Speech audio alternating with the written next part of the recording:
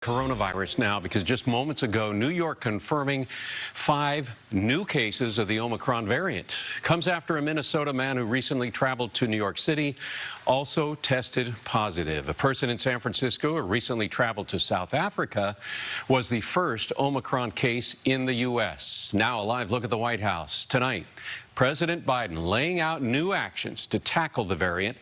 CBS News reporter Debra Alfarone live in Washington with us for more. Deborah?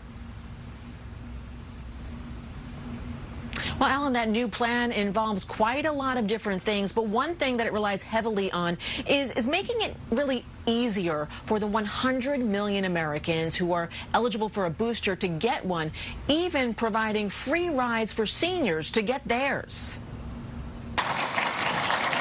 President Biden visited the National Institutes of Health in Bethesda, Maryland, to announce a new plan for those entering the country on international flights. Everyone, including those who are vaccinated, must now get tested for COVID a day before departing for the U.S.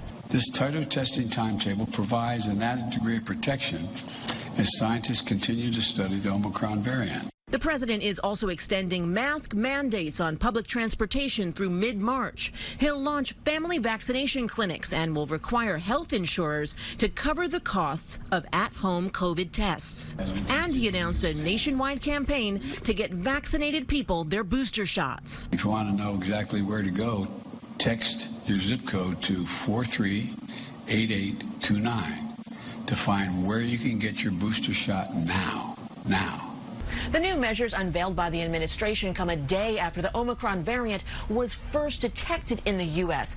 A traveler returned to the Bay Area in California after a trip to South Africa.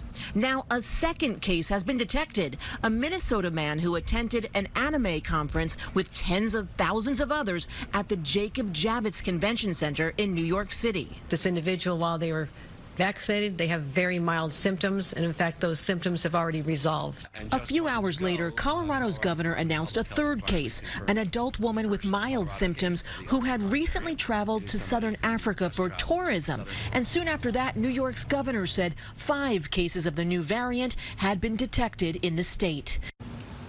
So, Deborah, there's international travel restrictions, but could there be restrictions for people taking domestic flights coming at us?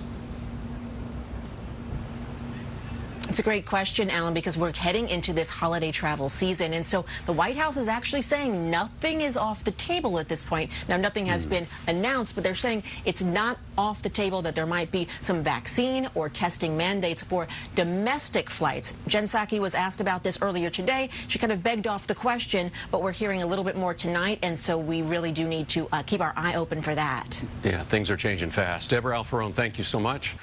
Now at SFO, we found families embracing each other after time apart. They had been traveling internationally, and some say the Omicron variant is on their minds. They're on board with the tighter testing rule.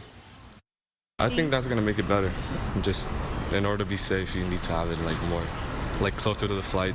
Having known people who have had COVID and also seeing all the news reports, both in India, which suffered a lot because of Delta in the past, as well as out here in the US, I think anything it takes to be safe for yourself and your family and your co-workers is great.